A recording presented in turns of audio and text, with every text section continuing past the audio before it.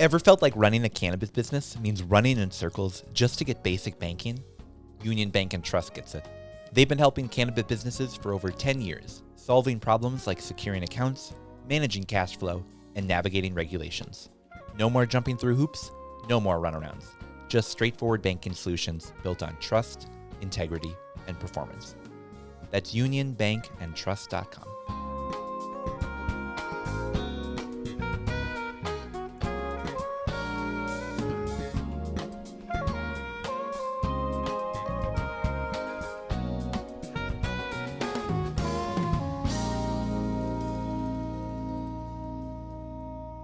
Which is actually good because our first question of the interview is, what's your preferred type of milk? My preferred type of milk is whole milk and chocolate milk mixed together at a 1-to-1 ratio. Wow. That's fucking crazy. That's like pathological. You want to know where that came from? I mean, it was Granny Smith apples and peanut butter and 1-to-1 milk, and that was how I got through freshman year of college. Wow. 1-to-1 milk. I've never heard of that before. It fills you up, right? I suppose. I thought you were going into, Aaron has this bit he likes to do about raw milk. He was telling me about all the values of raw milk and how we really should be including it. And then he'll get to the end and be like, but don't drink raw milk. I thought you were like doing that. And then I realized like, oh no, this was a legit thing. So the 1-to-1 of like straight cream. Well, so you can see that the color of it is not like fully dark chocolate milk. Mm-hmm. So I just poured whole milk into my chocolate milk. Okay. Do you have to drink half of the straight chocolate milk first? And so like I, out of a 2-cup Pyrex like measuring cup last night, I just made like a 1-to-1 there, and that's what I drank out of last night. And then since I had like half and half of each receptacle, I consolidated the halves of the receptacle into one, recycled. When you're trying to start dating people and you say, yeah, I cook, is that what you're talking about? No. All right. We'll get to the real interview. I love these cold opens. Well, they're so funny because, like, I mean, honestly, you could really talk about anything. It's a very... And that's what I love about this podcast that I've learned over the past couple of years is that cannabis is what brings all these people together. But at the end of the day, like, there's so many similarities between people. And, like, I might not like the same food as they do out there, but there's something that we all have in common that we can talk about. And it becomes a lot more fun when you're stoned. Like everything. I'll think about that milk one for a while, though. That one's... You're more than welcome to try. I mean, it's going to be a staple. I don't drink milk. I was raised in a Jewish household where we just knew that you were going to be a bother to others if you drank milk. And so you still don't drink milk? I don't. No, I have to say, and I don't mean this like negatively, I don't think I have since I was like a young kid. Like I think since I was 7 or 8, I haven't drank straight milk. Is this part of the reason that, like, when we were talking about the cage match, if it was you versus me, that I was definitely coming out? Oh, that absolutely plays into it. Yeah. I think sort of like how the type of milk that you drink defines who you are as a person. The lack of me being able to even process milk defines who I am as a person. You're kind of skinny and I'm a little thicker too. So, I mean, like, you think about like just like what you eat as a kid and, what you did or didn't drink too. And, like it was like rice, meat, milk, very basic Midwestern stuff. It wasn't like we didn't eat fast food, but it was like basic Midwestern, right? So let's sort of make a comparison here. You and I both played hockey. Did you break bones playing hockey? I never broke a bone playing hockey. Okay. In one season, I broke 3 bones. I broke my collarbone. By the time that I recovered from that... Oh, no, actually, first it was... Hold on. Yeah. One at a time. The Okay. collarbone's the first one. No, so actually, the collarbone was the last one, because that put me out for the whole rest of the season. What's the first So one, the and first- how did they happen? All right, so the first one was I caught a puck, which you could do because you were a goalie.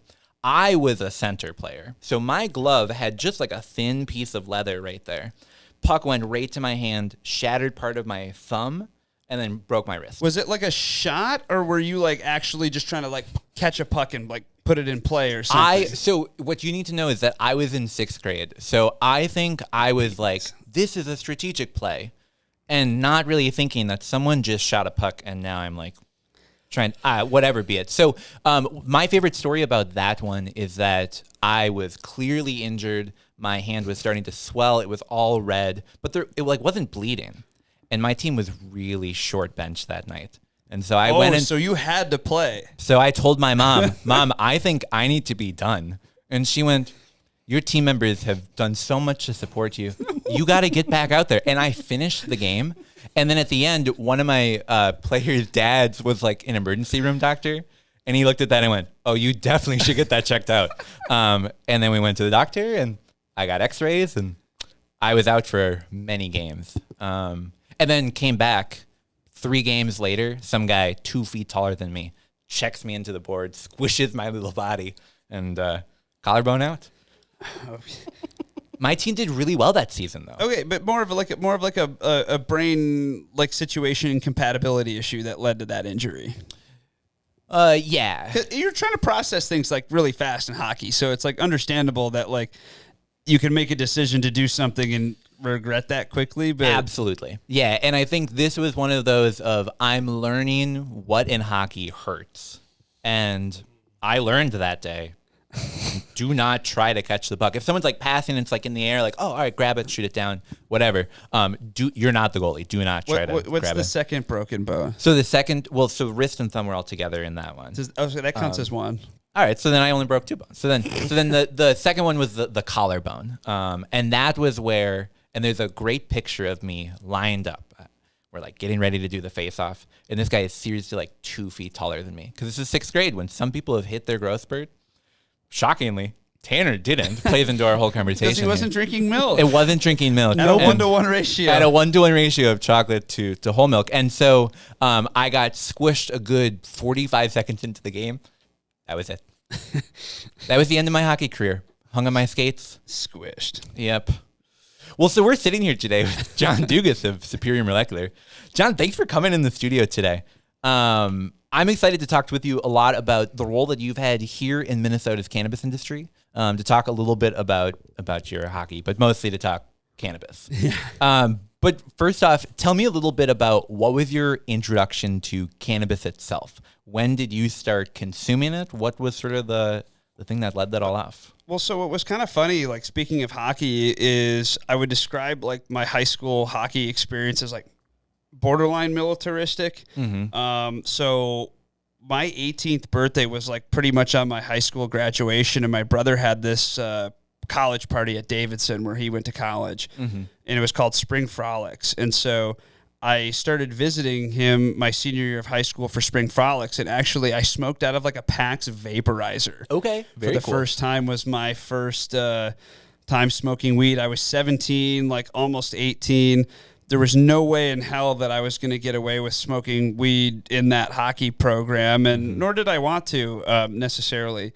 It wasn't anything like against the plant. I just, had other things going on, and and so, yeah, weirdly, it was like on my brother's college campus in North Carolina, smoking a PAX in his dorm room was the first time I ever smoked weed. Wow, that's really cool. Yeah. I think of like people who were introduced to cannabis through like the joint or maybe through the water pipe or the bong, and now it's cool being part of this generation that's like, no, our introduction was the high tech of cannabis. Well, yeah, and it quickly became like one hitters and learning about everything else, right? Mm-hmm. But it was like to your point, like that for that being like a first experience, go figure, right? It's a very it's not what you would hear typically, right? Totally. So, yeah. And so set us in time a little bit. You graduated from college from high school 2013, 2013, right? And then college 2017. And you were in Colorado during that time. So you were there really as legalization was like coming into the full flooded that it is today. Yeah, so I mean it kind of just seemed normal to me where I think by the end of my freshman year of college, I actually went to St. Scholastica, in a back-assward way. I ended up at Colorado College, and that's where I was supposed to play hockey, but just ended up there as a student. Mm-hmm. and it being right in the heyday sort of thing, like I think I was more interested in weed like my freshman year in Duluth as like just a typical consumer. You're hitting your pinchy or hotboxing your car before a movie. But there was like a couple folks in Colorado that really, because of that timing and these medical things and you being able to get a purple card, relatively easily. For sure. It certainly like helped accelerate my curiosity in that direction, right?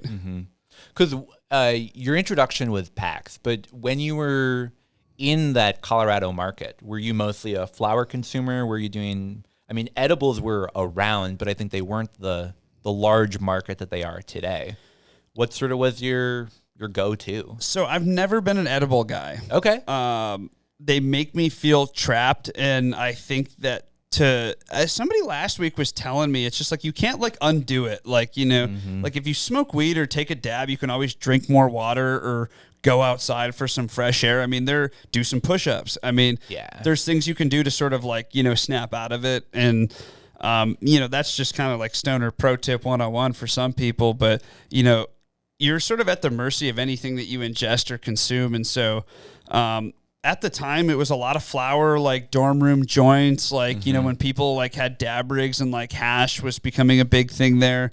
There was like a strain of hash there and a lot of flower and just, more like classic college smoking, hot boxing, so primarily flower, but some dabs. I think the evolution of the dab pen still wasn't even involved at that time. Yeah, for sure. Yeah. Interesting.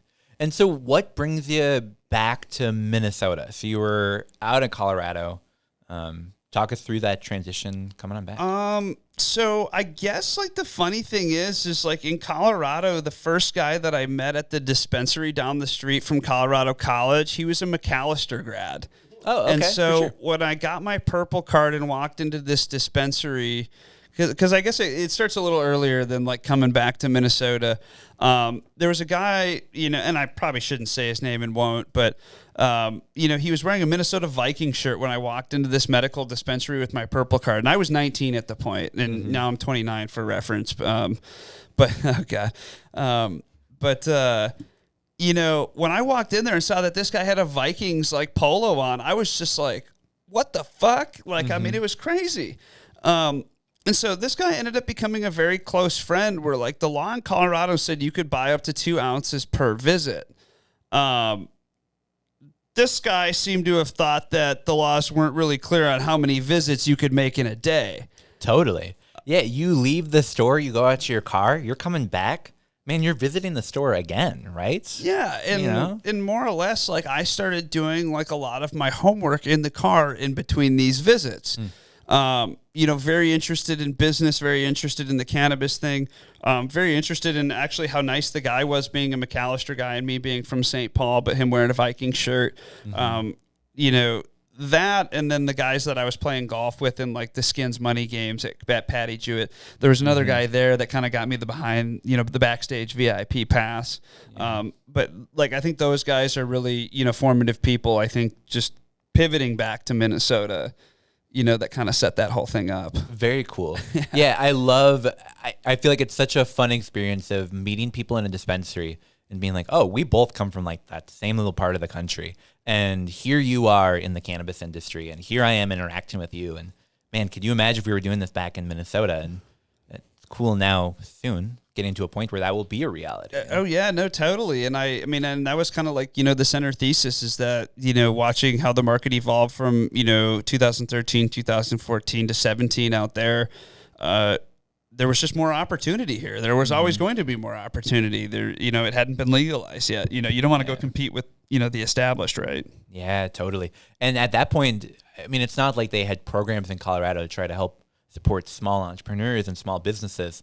Their legalization was as sort of bare bones as you get. It included no equity, no trying to undo criminal provisions. It's legal. You can open stores. What else do you want? Well, and that's like the crazy thing is I think I was too young to really understand what really went into making Colorado a legal state at that point in time, because, I was, quickly pivoting from this Minnesota like high school hockey tranche to thinking you're going on one path to, boom, now you're in Colorado. It's hard to believe that just 2 years separated from like some of my, high school experiences that I was in a dispensary in Colorado at age 19, trying to wheel and deal and figure out, what to do. It seems really stupid when you think about it now, but it like obviously makes a lot of sense, 10 years later, right? Well, and like everything is clear in that rear view mirror. And I think thinking of the lessons that you were learning when sure you're going to dispensary and buying products, but you're interacting with that supply chain, you're learning about what makes good products, you're learning about that retail front. I feel like there's so much that you can learn from going to states and just interacting with a legal cannabis market that prepares you for coming to Minnesota and sort of knowing what some of those pieces are that need to be filled. No, definitely. And I think, as I get to travel now, for Superior, I think that's like my favorite part is like, because we did things so backwards here in Minnesota, I get to go check out their legal cannabis industry. As a fan, like I'm a fan of like Dirty Arm Farm and, the Echo guys. Like I like those smell of like Portland weed as compared to other states as weed. Maine was a little disappointing, but like they have really good heady culture there, like outside of the dispensary. So that's been, I think, the most fun is like checking out all the heady, spots while we're out, like checking out like beverage co-packers and stuff like, and actually doing our jobs, right? Yeah, totally. It's the fun of like I've heard people who work in the alcohol industry talk about how like I get to travel the world and see wineries and like go and explore this product in a way that people don't even understand. And it's so fun and it's my job.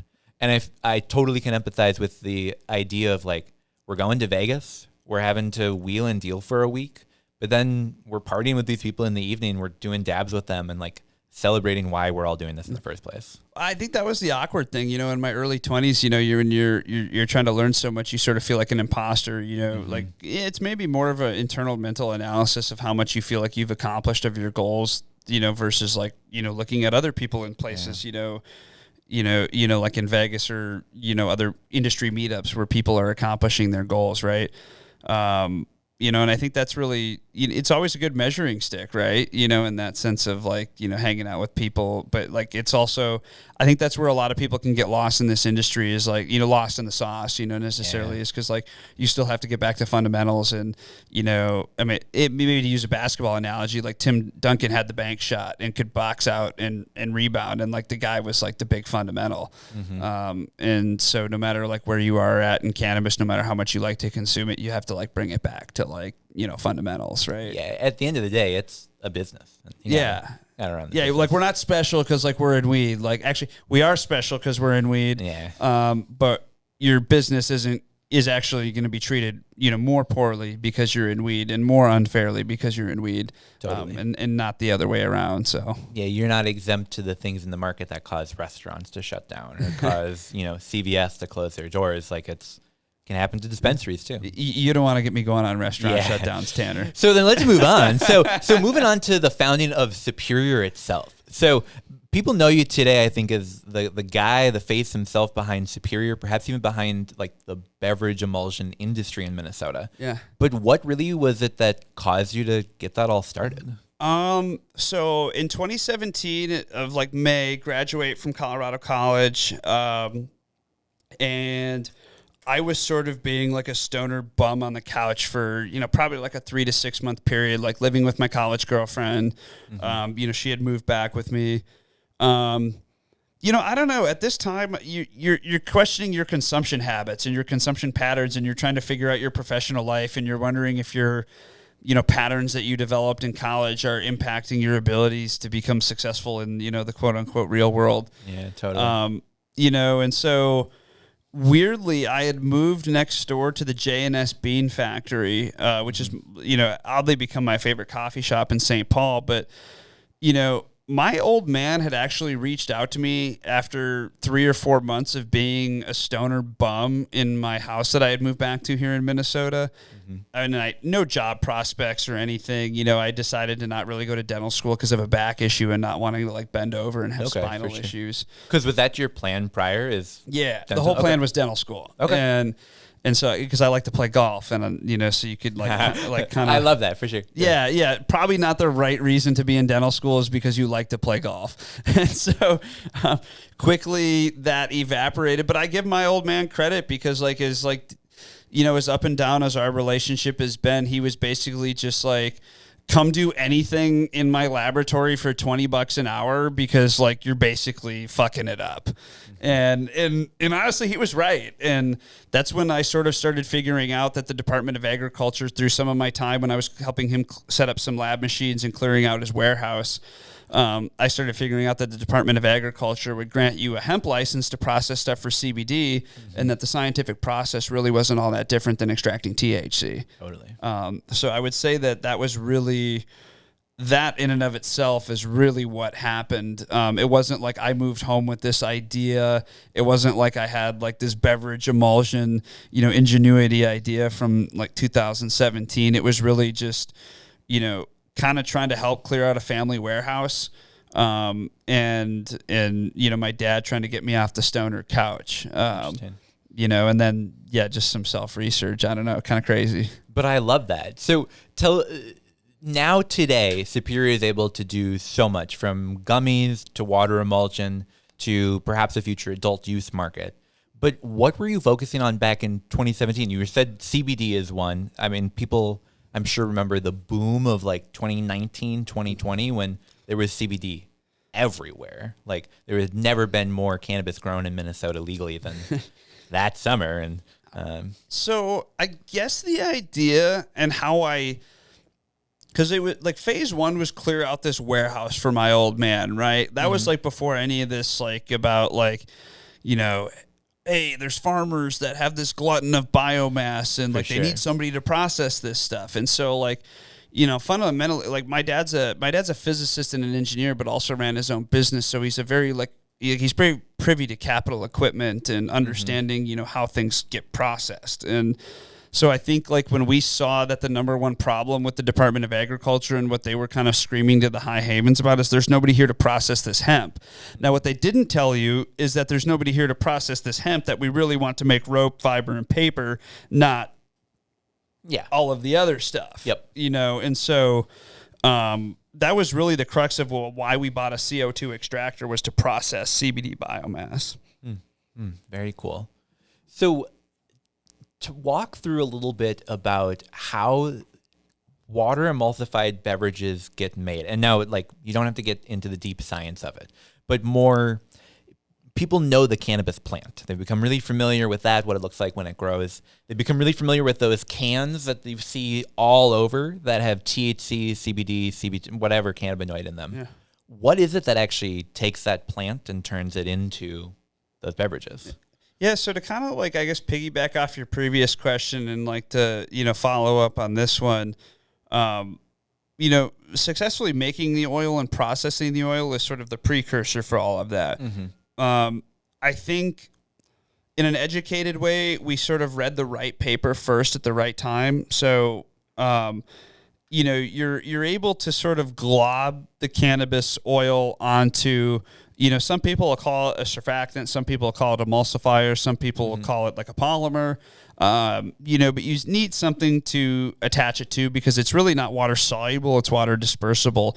We're really using different, isolates, Is like binding agent, is that the right term perhaps? It's a great way to think about it, right? So like you have like the cannabis, a binding agent, and then water, and then, a small amount of some other, things maybe in that matrix. And you're really, I guess the premise of like emulsifying anything is in nano is like particle size, right? So you're accelerating large globs of like weed oil through a really small tube. And like, I guess like to think about it, if you're a person, if I have like a really big tanner and I need to shove Tanner through like a child like park slide, and you're like big Tanner, you have to bloop into smaller Tanners to get through this, to get through the slide.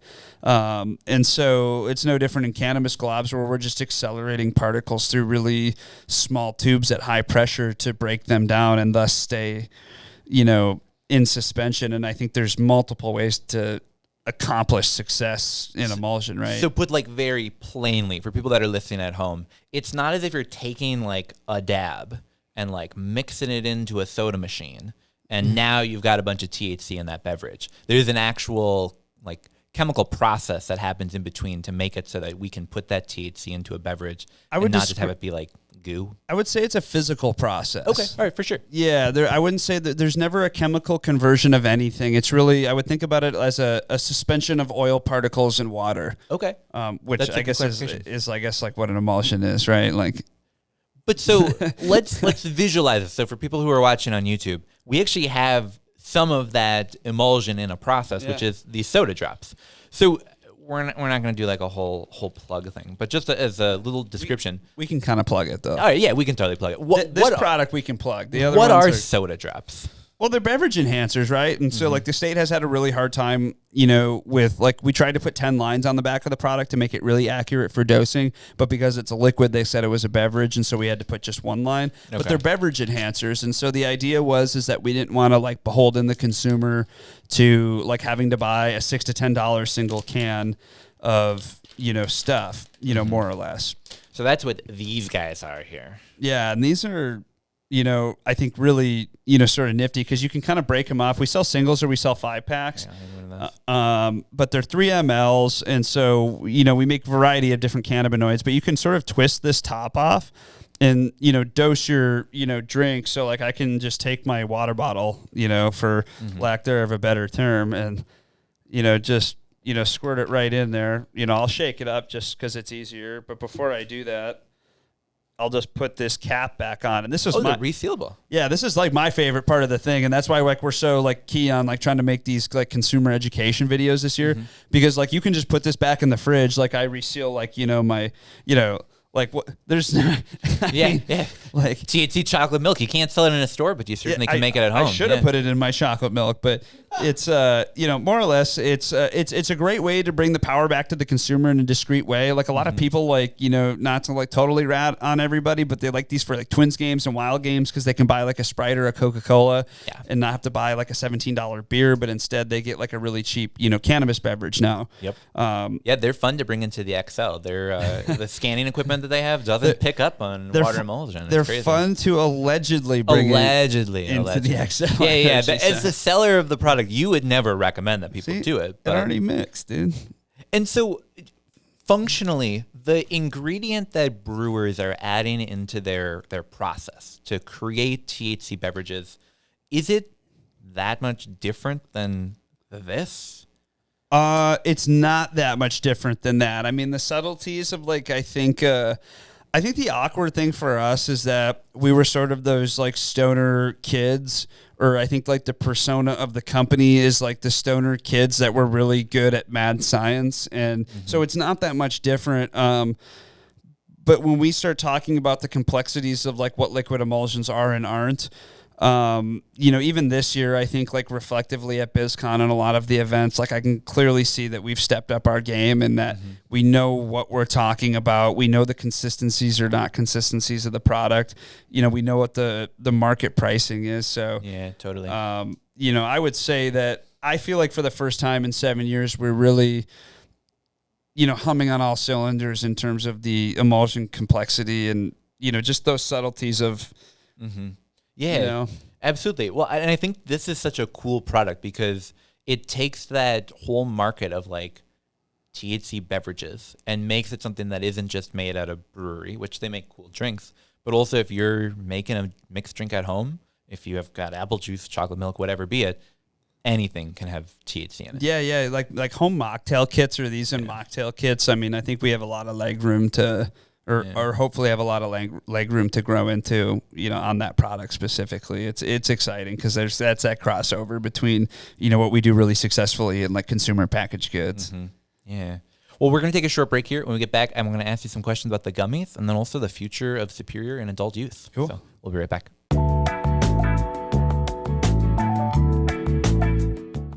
Northern Lights is brought to you by Dabbler Depot THC.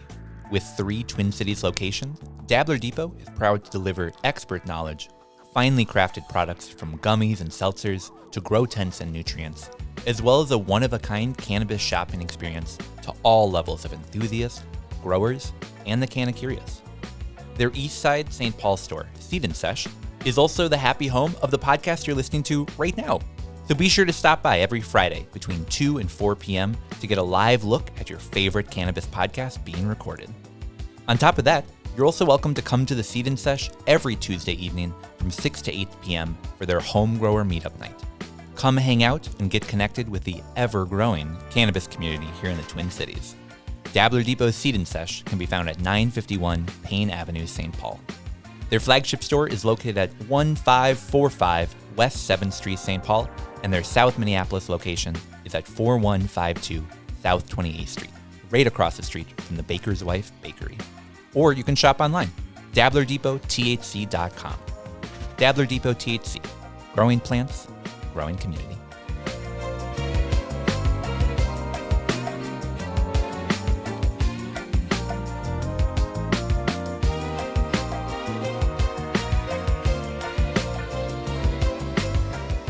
Northern Lights is brought to you by the Winter Beer Dabbler, Minnesota's premier craft beer festival. The winter weather will be upon us before we know it, which means the best beer party of the year is getting closer and closer. Join your fellow hardy Minnesotans at the Minnesota State Fairgrounds on February 22nd, 2025 from 3 to 6:30 p.m. and enjoy unlimited samples from hundreds of breweries, cideries, and other yummy libation creators. With general admission, early access, and designated driver tickets available, there is an opportunity for everyone in your crew to have a brew-induced blast. For tickets and more information, you can visit beerdabbler.com/festivals. Winter Beer Dabbler. So, Minnesota.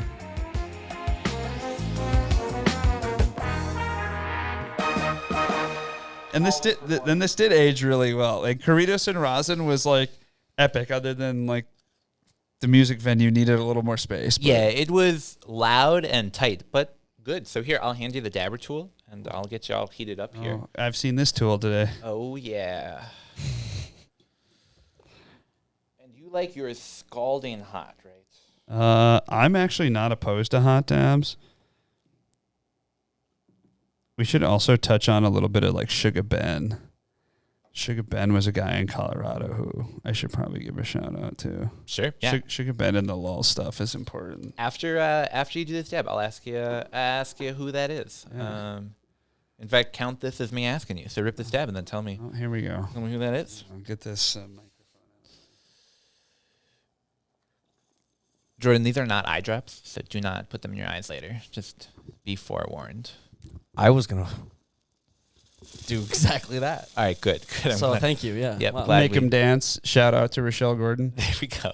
Make them dance.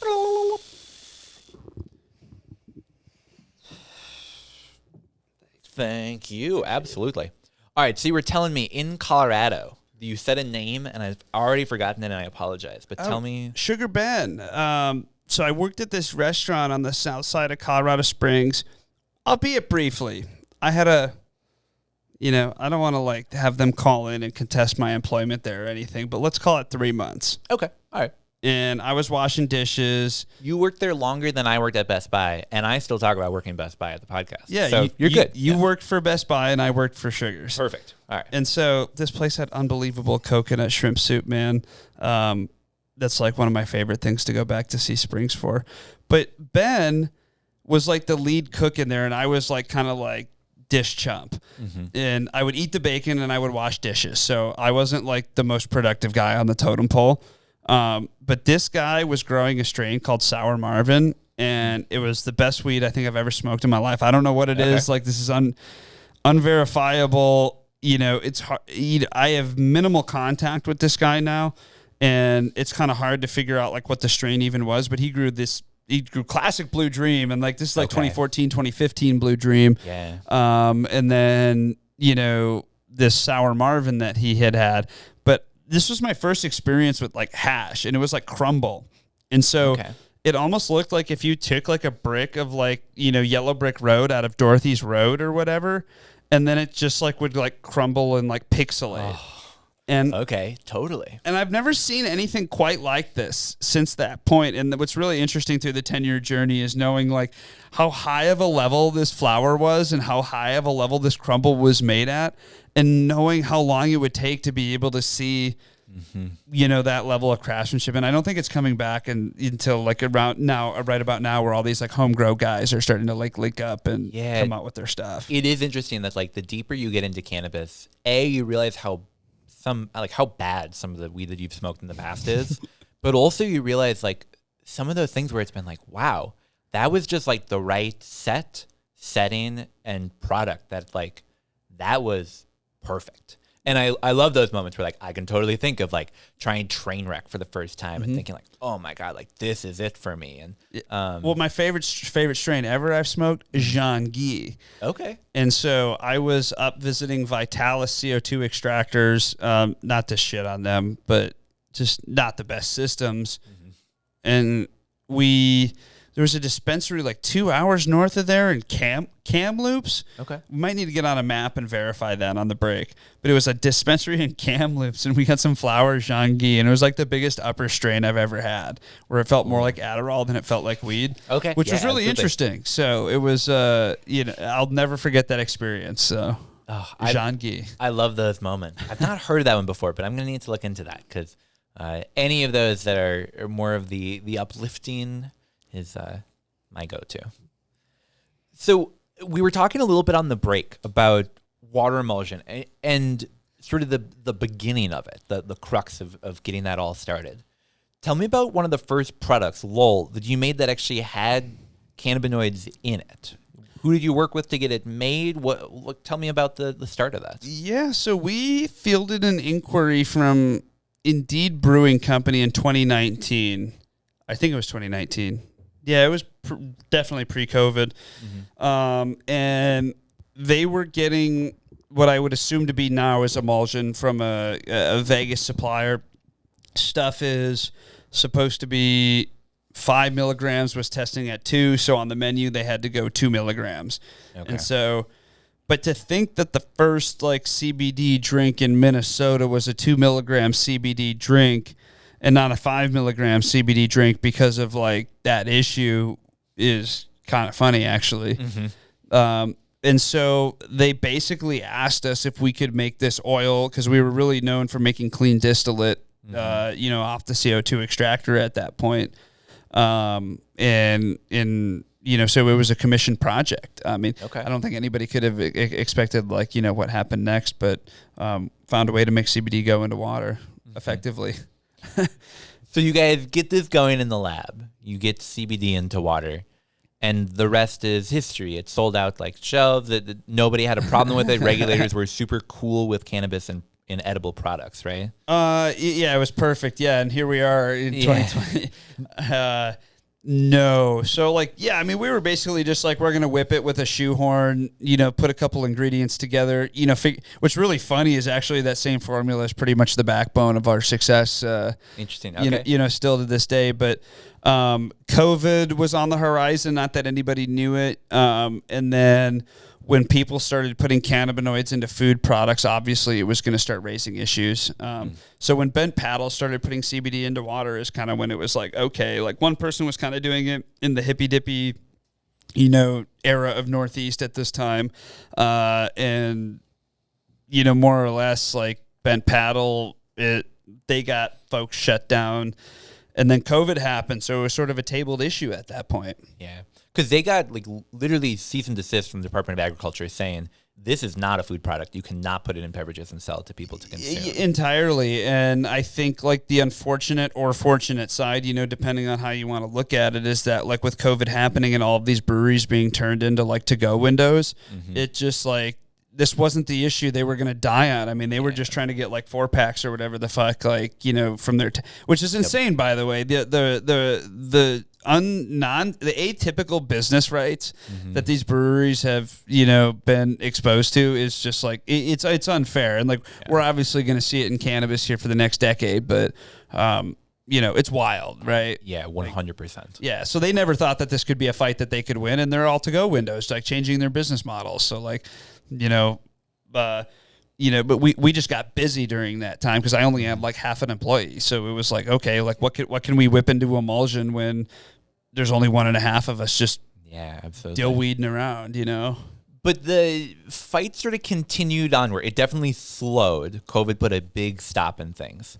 But you had a very interesting role in a unique moment in Minnesota history. Around the entire world, there were news stories that Minnesota had accidentally legalized edibles. It's like, oh shit, the lawmakers didn't realize it, and all of a sudden, now we've got THC just available on the shelves. I mean, tell me a little bit about what the creation of hemp-derived edibles was like in Minnesota, and what led up to that. So around the time, like pre-beverage brewment, pre-emulsion, I, had a couple guys that were, working for us at the time, and they knew some kind of DC cannabis lobbyist guy that was retiring. And through that network, I sort of got introduced to, I guess, like a local, lobbyist, I guess, like pre any of these issues even developing. And, and he's a guy who's like a really like a DFL union lobbyist, like, with his background. And so like we would just keep in touch, like eat coffee and be friends. And so like when this issue emerged, it was sort of like he was like a guy that could like naturally be called and talked to about this issue. And so from that standpoint of being shut down, like the Department of Agriculture was worried about losing their federal funding if they just kind of greenlit this whole thing and said, let it go, which is kind of like what Wisconsin's doing. Like they're going to regulate it in Wisconsin, but they kind of are taking the hands-off approach, and then they're going to put the guardrails around it. Very much so. You know, as opposed to like we kind of went the other way. Wisconsin is very much opting for like, the federal program, that's just what we're doing here, and then maybe a couple other things. Whereas us was very different than how the feds chose to regulate cannabis at all. Yeah, totally. And like, I think the best thing that came from, that network or whatever in that specific moment was, me getting to know this guy. Like I grew up in a very conservative family, I would say. This guy was very DFL union. I'm very agnostic politically. Like I kind of just want to be left alone and live my life. More libertarian, I guess, if you will. And so it made it very easy for me to sort of be the middle of the road between what was like a Republican-led Senate at the time and obviously a Winkler-led, House. Yeah. So, and like, was the hemp-derived edible is something that is so mundane and like so accepted in the psyche of cannabis today. Yeah. But at the time, I feel like it was just starting to come about as something that was accepted in wider cannabis. What was the reception from cannabis people here in Minnesota when this was moving forward? Were people generally supportive? What's really funny is that like Steve Brown was on the right side of this issue, and I could probably name 2 or 3 people that were not on the right side of that issue, but they couldn't like see beyond the forest through the trees sort of thing, and what this did or didn't open up. And like to Steve's credit, like he could. And so, I think that term specifically came out of the fact, like to your point, like Egg says you can't put this in food. So like anything that has cannabis in it now is just not food. So like, but the flip side of that is now you have like what are actually food products. Like if you're telling me that can isn't like a beverage and you're telling me that this bag of, edibles is not a food product, then, I think the larger, issue here is that we've had to go to these lengths to sort of show people that this can be okay. But maybe that's like the best part about Minnesota is that it's never a better, like, I guess, breeding ground for like showing that alcohol and THC can be served in the same places and you're not seeing an increase in anything, dangerous. It's so cool having people from Colorado come here and be like, wow, people are consuming cannabis everywhere. They can't believe it. And that's like, it's on the menus at the bars. And, when you're like going out to eat and stuff, you go to a concert, they have THC beverages there. Because why wouldn't they? But 3 years ago, that wasn't normal in Minnesota. That wasn't normal anywhere. We were at the jazz club, me and Aaron, the other night, and and this guy like ordered a Zen Pacific Punch, which happens to be my favorite THC drink. Yeah. And so I ordered one, and then the guy who was jamming the bass or whatever, he was like, "Oh, I can tell we got to play one more song," and people have had their THC beverages, and it was just like the greatest thing ever because like even like the professional musician was referencing the phenomenon. Like, it's such a change in the psyche of cannabis. Like there are shifts that come about in our understanding of how this plant interacts with people, how we interact with it, how this whole industry operates. And I feel like the pocket of Minnesota, like I always thought we were a cool industry because this is where I come from. This is the weed I smoke. But I really think we're defining internationally what cannabis regulation could look like. Are we stumbling? Absolutely. But are there also ways that perhaps we're showing that like places like California that are now trying to ban hemp-derived THC versus the Minnesota approach of, no, just give them a license and I guess tell them not to have heavy metals in it. Well, I think it works better for us too, right? Because like I guess the flip side of that conversation is like California is like the 5th largest like global, for sure. Like they for sure have problems, right? I think they're really stupid for doing what they did, but at the same time, for as equally stupid as they are, like whatever insane things that we see in the news about shops doing X, Y, and Z is probably like on a 5,000x scale, right? And so I don't actually, obviously there's the smoke and the mirrors side of what they're doing, which happened to hurt the beverage industry in particular, unfortunate to us. But if people aren't selling THCP in smoke shops because of it, maybe it's a good thing. I suppose, we're like an unintended casualty of that. Yeah, no, I totally agree with that. And looking at places that have adopted, sort of like we were talking about before, that middle ground approach of like, you don't need to ban it, but like also don't sell it to kids. And like, you don't need to, it's okay to say we don't have 50 milligram gummies in stores for everyone to buy, but like, maybe also don't sell THCP and like what does reasonable regulation look like around this? Well, and I think that's kind of like, I think that really, to bring it back full circle, is like I think that's really what our lobbyist and our point really was heading into the session about the beverages and the edibles, is like we wanted reasonable regulation because the real itch that we had was that CBD drinks could be shipped into Minnesota and sold, but Indeed and Bent Paddle were being cease and desisted for making CBD drinks. And I just happened to be the guy who only had that revenue stream to start, my startup business. So I was very motivated in that sense because I didn't have anything else going for me. Totally. So like, what else was I going to focus on, Well, I think it's created one of the most unique markets in the entire country where we don't yet have adult use online. I'm very curious to see how this all interacts with each other in the next couple of years, but where we have hemp products literally everywhere. Like you can go to coffee shops, you can go to hair salons, you can go and buy cannabis in ways that I think 5 years ago we would not have seen as possible. It just seems normal. Yeah. So we talked a lot about the beverages because a lot of what you guys help people to do is make beverages across the entire state of Minnesota. Yeah. We've tried some on this show before. Yeah. The Ven Paloma still stands out to me as like perhaps one of my favorite beverages I've ever had. I love their Pacific Punch is my favorite. All right, we can fight about it, but it's okay. Yeah. It's there's a lot of good products that you're a part of. But I wanted to talk about the gummies for a second because I think that's something that has really become a staple of the cannabis industry in Minnesota.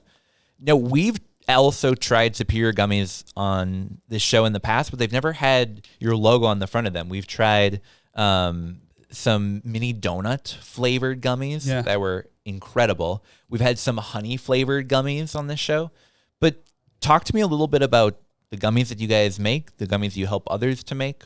What is that program? Yeah, so I mean, I guess like out of the success of like the water, brewery supply thing, we knew that we had to diversify our repertoire, right? We were extractors, so we always had that in our back pocket. But in taking some great intel from other industries, like, we knew we wanted to make gummies, the dump and scrape is great when you're a small business and, trying to get by and get you to that next level. But then eventually you go to hand cranks and then eventually hand cranks turn into depositors. It's sort of the natural evolution of the edible business. But, everything's, vegan, based. We use tapiocas. We don't use gelatin. We use pectins. You could eat sushi off the floor of the facility. I mean, like we're really proud of like, the cleanliness and, the what we would say is a superior standard in terms of like the facilitization of things. But, we, co-pack a lot of brands. So, Bent Paddle, longtime emulsion client. We did Paw for Paws, which, we donate, proceeds from these bags to an animal rescue, Forever Homes. Oh, very cool. So I wish this is like a winning flavor, but we need to do more things like this to start, I think, driving like in community engagement, because I think half the problem is recently, we sort of just corrected, I think, the industry standard, gummy pricing structure, because like folks got to come compete with us. Like, I mean, you need to compete with the level of quality, what we think is like value or affordability. And we want to bring that value and affordability to like, positive causes. And I think, there's definitely a way to, I think, reshape this and make this more productive or more positive, financially than it's been. But it's like nice to know that we can sort of just, either private label existing brands for like, winning customers, or, also do cool things like High on Pie, which tastes like pie crust, but they're gummies, which is like sort of a oxymoron. Yeah. Is that like the word? Yeah, totally. Yeah.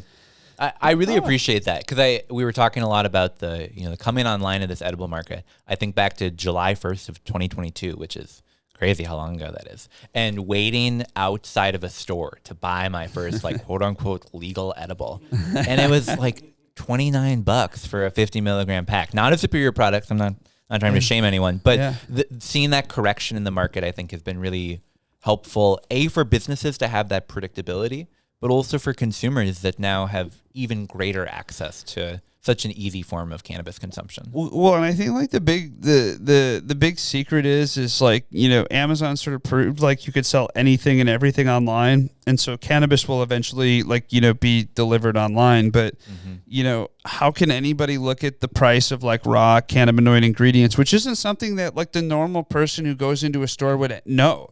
Like they're not at fault for not knowing that. But I think like us as an industry are at fault for looking at the prices of like the cost of production on cannabis and like, CBD, and trying to pillage the consumer. Yeah. And I think like finally, now that we have enough of a foundation of business to business, we can sort of bring a lot of value back to the consumer and a lot of people that supported us over the last 7 years. And so like even this morning, there was an interesting, thing where it's like, we make a 1-to-1 5 milligram gummy. We make a 5-to-1, we're going to be coming out with 10-to-1s.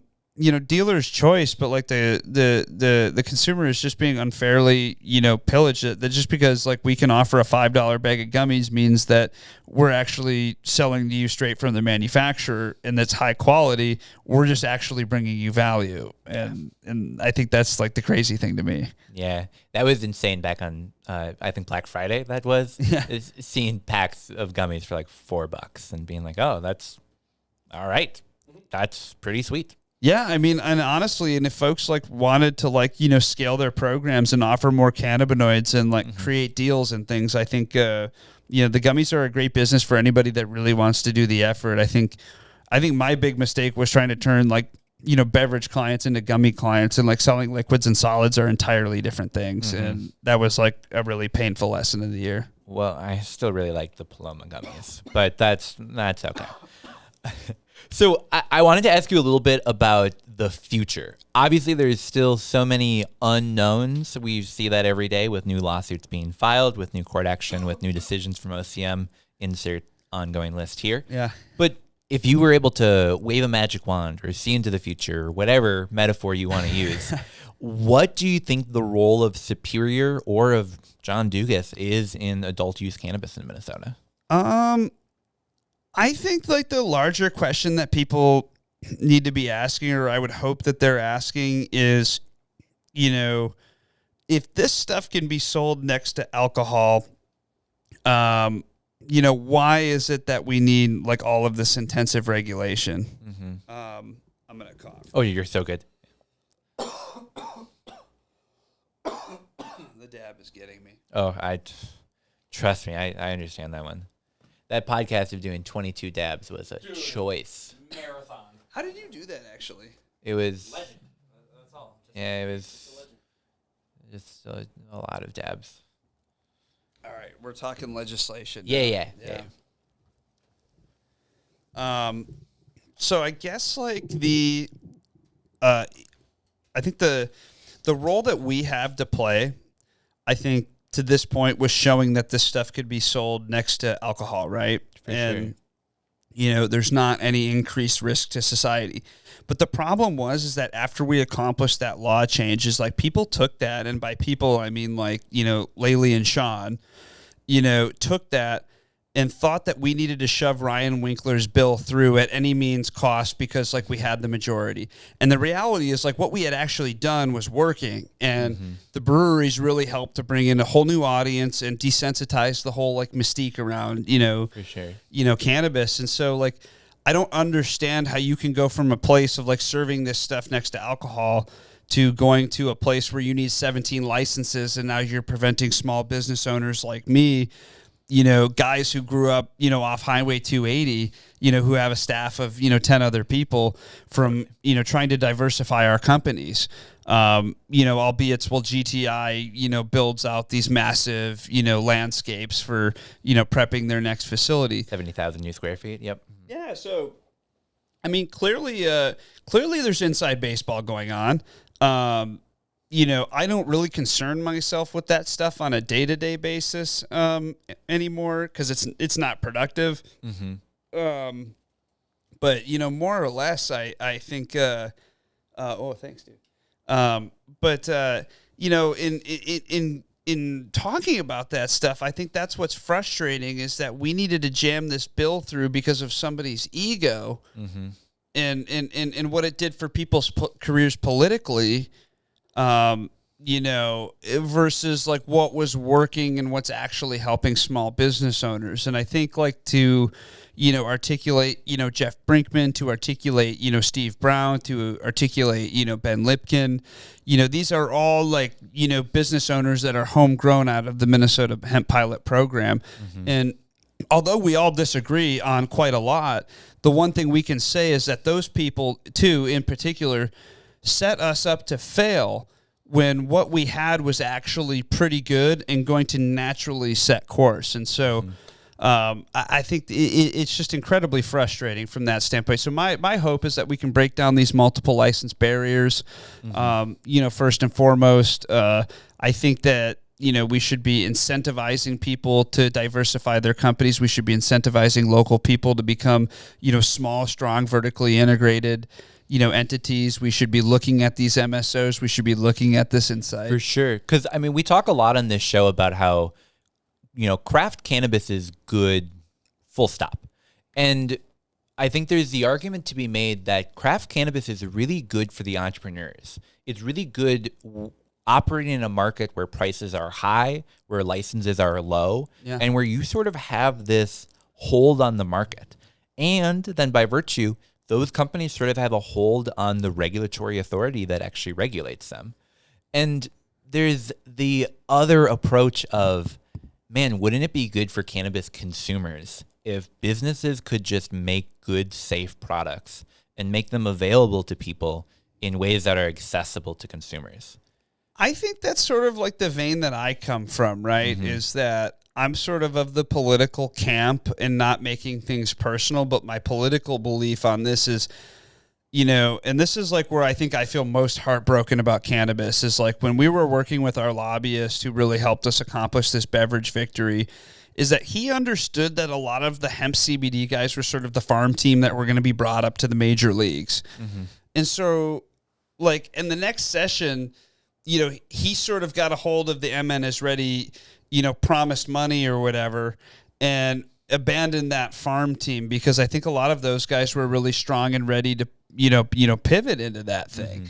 And it seems like a lot of those guys have kind of just been swept up in what became like now this social equity dust became this whole thing. But, you know, to your point, I think it was as simple as rolling the hemp pilot program, you know, CBD faction over into a 2024, you know, pilot year. Because sort of as you were talking about earlier, like the equipment, the processes to create the goo in CBD beverages, in CBD products, and insert anything here, isn't functionally that much different. It's THC. not that much different in the SOPs for, you know, pest, prevention and all these other things on the cultivation side. Not much different CBD flower versus THC flower.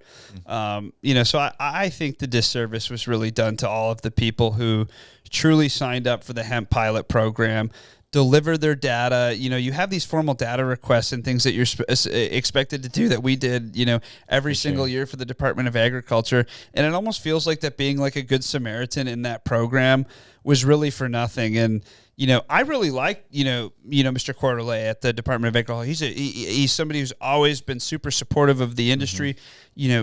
Bureaucratically, his hands can be tied. Margaret, who's now working at the OCM, for sure, always been super fair and solid. I think, it's unfortunate that this thing wasn't as simple as just rolling this thing out of ag into this larger, health program, but that all of this big bureaucratical money and people selling people out and, us thinking we had local champions that were our narrative piece really set us up for this, Yeah. It just sucks. Yeah, no, totally. Well, we're going to take a short break. And when we get back, I want to ask you some more questions about adult use and also show you a couple of pictures I got here. So we'll be right back.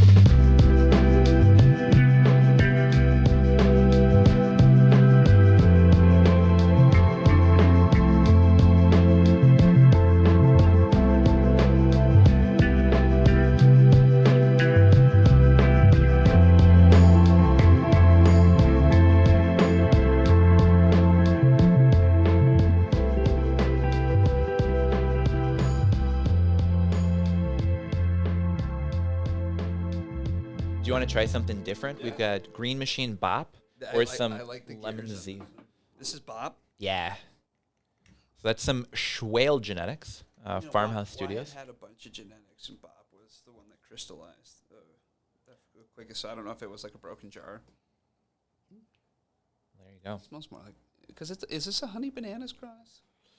It's banana, orange, pineapple. So it does have that banana lineage that I do believe is a honey banana, but I'm not super positive. He has a wonderful chart that shows it all going back 3 generations that I don't have in my memory right now. What's your go-to terp profile? If you walk into a dispensary, you're buying a jar of concentrates. What do you look for? Food and weed. It's banana. Okay, totally. Yeah. So I actually really fuck with banana. I also like oranges and guavas and things like that. So homies like guava-y stuff. The past day or so has been very enjoyable. But I like banana pancakes. I like banana muffins. I like bananas. There's something about sitting by the ocean in Costa Rica and eating fresh banana that. Yeah, fair. Yeah. I can get that one. Here, I'm gonna scoot this slightly closer to you. There we go. Yeah, banana terps I think are a really fun one. Anything that ends in berry or is a tropical fruit of some sort, I'm generally gonna say you're not like a gassy oniony guy. I wish. I think Aaron's a gassy oniony. Love guy. it. GMO is his favorite. Casey had some black onion last grow season. Okay. That was just rancid. It was so just gassy, funky, just dank. The so good. The black onion that Wyatt was doing too was same cut, actually. Yeah. Oh yeah. That thing's like a gym sock. It's like your grandmother's dirty gym sock from 1987. Yep. We've talked about it in the show before. Our buddy Aaron, who describes when I asked him, what's your preferred turf profile? He says, grandpa breath. I want something that I breathe that out and it's wow, my grandpa just did a big breath right in my face. Okay, I'll grab that from you and do a little schwabby. Oh, perfect. Yeah, I don't know where anything is. No, you're good. Welcome to the studio. That's why you're the guest. That's why we have you here. Oh, my God. French fries have arrived just in time. Oh, my God. Yeah. Perfect. Munchadelic. Shout out to Brunson. Appreciate it. Yeah, I'll take it. I like the small, crispy ones. So we've talked on the show in the past about where we think in the Twin Cities has the best French fries. I'm good for right now, but I'm definitely going to steal some in a moment here. Those are hot. Oh, yeah. We like to do hot dabs and hot fries on this show. We could be here for a minute, Tanner. We could. Yeah, that's what we're here for. I think that they have perhaps some of the best French fries in the Twin Cities, so people can come down Friday afternoons, check out the podcast, get a French fry, come sit out here, pulled bacon. do some dabs. Their brunch is fire, but the pulled bacon, dude, throw that on a salad and you can feel like you're being healthy, but you're kind of being there we go. slutty at the same time. Yeah, he knows exactly what I'm talking about with the pulled bacon. That's a St. Paul. I feel like we got to get Kale a shirt now that says healthy but slutty. Maybe not. Brunson's pulled bacon on the back. Doobie Dabbler. We'll stay right on it. Dude, that stuff is dangerous, man. Ugh. Well, so we were talking a little bit about adult use right before we went on break. Take two and then take it. Sorry. No, this is, I think, perhaps more important. People are here for the French fries. Anytime we talk about them, we get huge spikes in views. They're warm, and it helps kind of like itch the whatever in my throat from talking, because I don't talk this much. Well, we're happy to have you here, and I do appreciate it. So you were talking a little bit about adult use, talking about the approach that Minnesota took that has not really yet rolled out fully, but at least on paper is, I think, fair to say, the most complicated regulatory cannabis structure in the entire country. We have more license types than any other state, and we divide up that flow of commerce into more licenses than any other industry.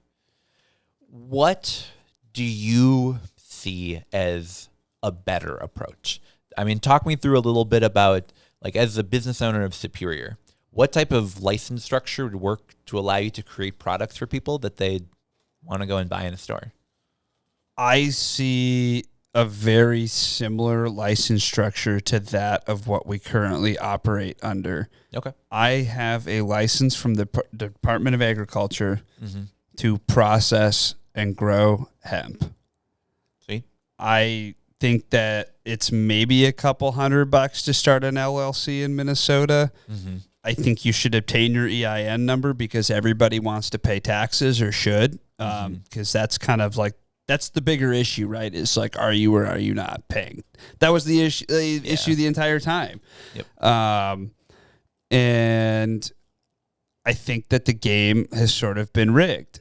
I think that you don't need anything beyond that. You should be free to engage with an SD3 form.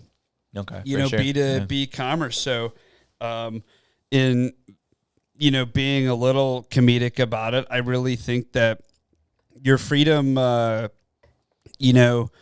succeed or fail in business should be really as simple as your ability to start an LLC and obtain a tax ID number, and obtain maybe a $500 permit from the department of whoever. Totally. Whatever they want to call themselves, it's all the same people, so like whether so-and-so's from ag or, from health, like it's all Minnesota. Yeah. It's all Minnesota, whatever. So like we can like make a big fanfare, but like really what they're doing is they're robbing people on application, license, fees. Yeah. And that's so in that sense, like I'm really for the freedom of, it should be as easy as $500 to succeed or fail. Which I think is, especially looking at the history that we have here in Minnesota, where that's been the model. People have been buying cannabis off store shelves, going home, consuming it, getting stoned for years, totally legally. And we haven't had people widely getting sick. We haven't had products needing to get pulled because they were like of poor quality. And do you track everything in metric right now to make sure that the seed all the way through to the stream of commerce is safe for the consumer, or do you just follow good manufacturing practices like any other industry? Yeah, so like we're coming up on a lot of like, really high level like food stamps, and like we've always operated under that standard, but getting the actual stamp is a very, very long, multi-year process, as being on the compliance side. And to your point, like, we've probably been in 50 million beverages to this point, and, nobody's been sick. Not one complaint on anything ever related, one product recall the entire time due to like a stability manufacturing issue. So yeah, I mean, again, like the statistics would indicate that like everything seems to be fine. There's probably a lot of redundant, full panel testing, but their focus should not be on taking people's money for applications. Their focus should be on regulating where stuff is made and is it clean? You Totally. know? My parents hate when I make this joke, but there's not really a lethal dose of edibles, and I know because I try every night, and I haven't found it yet. My folks at family Christmas, they were like, "Why does the garage smell like weed?" And I think it was like because like the resin in my Puffco is really just that loud. It's especially in that bag. Sometimes I'm sitting there and I'm like, wow, someone was doing dabs here earlier, and I'm like, oh shit, yeah, that was me. So before we go, I dug into the archives a little bit, and I have a couple pictures that I want to show you. Yeah. And just sort of get your thoughts on, if you don't mind. Yeah. So some of them are blurry because they go back a little bit, but tell me about this one. So bring us back to you as a hockey player. What did you play, and when did you get started in hockey? I skated for the first time ever at Langford Park. Ended up, having a nice career at Hill Murray, and And you were 14 the first time you skated. No, I'm just kidding. No.